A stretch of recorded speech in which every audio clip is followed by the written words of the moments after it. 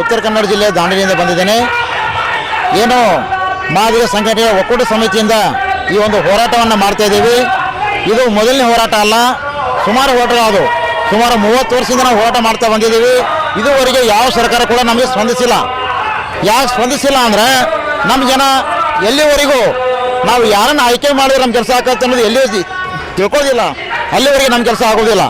ಯಾಕಂದರೆ ಈ ಹಿಂದೆ ಇರ್ತಕ್ಕ ಸರ್ಕಾರ ಕೂಡ ನಿಮ್ಮ ಇಲೆಕ್ಷನ್ ಒಳಗಾಗಿ ನಿಮ್ಮದ ಆಸೆ ಈಡೇರಿಸ್ತೇವೆ ಅಂತ ಹೇಳಿದರು, ಅವರು ಹೇಳಿಸಲಿಲ್ಲ. ಅದಕ್ಕೋಸ್ಕರ ಅವ್ರ ಮನೆಗೆ ಹೋದರು. ಇವರು ಸಿದ್ದರಾಮಯ್ಯವರು ಕೂಡ ಏನಾದರೂ ನಮ್ಮ ಹೋರಾಟಕ್ಕೆ ಹೆದರಿ ಒಂದು ವೇಳೆ ನಮ್ಮ ಕೆಲಸ ಮಾಡಿದ್ರೆ, ನಮ್ಮ ಮೀಸಲಾತಿಯನ್ನು ಕೊಟ್ಟರೆ 70 ವರ್ಷ ಸರ್ಕಾರ ಅವ್ರದೇ ಇರ್ತೈತಿ. ಮುಖ್ಯಮಂತ್ರಿ ಅವರು ಅಂತ ಹೇಳಿದ್ರೆ 70 ವರ್ಷ ಸರ್ಕಾರ ಅವ್ರದೇ ಇರ್ತೈತಿ. ಒಂದು ವೇಳೆ ಏನಾದರೂ ಮಾದಿಗರಿಗೆ ಅವರ ಮೀಸಲಾತಿ ಕೊಡಲು ಹಿಂದೇಟು ಹಾಕಿದರೆ ಅವರು ಮಾದಿಗರು ಅನ್ನುವಂಥದ್ದು ಅವ್ರ ತಲೆ ಇಲ್ಲ. ಮಾದಿಗರು ಯಾರಪ್ಪ ಅವರು ಬಿಡೋ ಮರ ಹೋರಾಟ ಮಾಡ್ತಾರೆ. ಈ ರೀತಿ ಸಿದ್ದರಾಮಯ್ಯ ತಿಳ್ಕೊಂಡ್ಬಿಟ್ರು.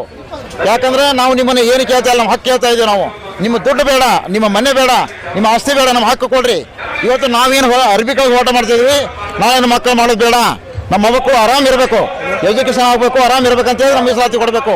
ಯಾಕಂದ್ರೆ ನೀವು ಮೀಸಲಾತಿ ಯಾಕೆ ಕೊಡ್ಬೇಕಂತ ನಾವು ಕೇಳ್ತಾ ಇದ್ದೀವಿ ಅಂದರೆ, ಮೀಸಲಾತಿ ನಮ್ಮ ಹಕ್ಕು, ಸಂವಿಧಾನ ಅಡಿಯಲ್ಲಿದೆ. ಅದು ಮೀಸಲಾತಿ ಅವರವರ ಜಾತಿ ಇದರ ಆಧಾರದ ಮೇಲೆ ಕೊಡಬೇಕಂತಿದೆ. ಮೀಸಲಾತಿ ಯಾಕೆ ಕೊಡೋದಿಲ್ಲ ನೀವು? ಯಾರೂ ಹೋರಾಟನೇ ಮಾಡಿಲ್ಲ, ಆದರೂ ಮೀಸಲಾತಿ ಬಂತು ಅವರಿಗೆ. ಹೋರಾಟ ಮಾಡಿಲ್ಲ ಅವರು, ಒಂದು ಹೋರಾಟ ಮಾಡ್ತೀವಿ ಅಂತ ಬಂದೀವಿ, ಇದನ್ನು ಕೊಟ್ಟರು, ಕರೆ ಕೊಟ್ಟರು, ಅವ್ರ ಮೀಸಲಾತಿ ಬಂತು, ಮನೆಗೆ ಹುಡಿಕೊಂಡು ಬಂತು.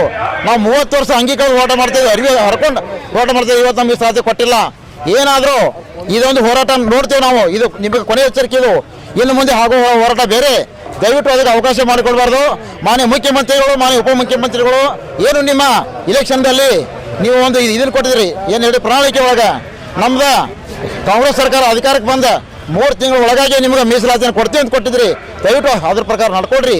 2-2.5 ವರ್ಷ ಆಗ ಬಂತು. ನೀವೇನಾದರೂ ಇನ್ನೂ ಹಿಂಗೆ ಮುಂದೆ ಹೋದ್ರೆ ನಿಮ್ಮ ಸರ್ಕಾರನೂ ಉಳಿಯಂಗಿಲ್ಲ, ನೀವು ಉಳಿಯಂಗಿಲ್ಲ ಅಂತೇಳಿ ನಾನೊಂದು 2 ಮಾತು ಮುಗಿಸ್ತೀನಿ. ಜೈ ಹಿಂದ್, ಜೈ ಭೀಮ್.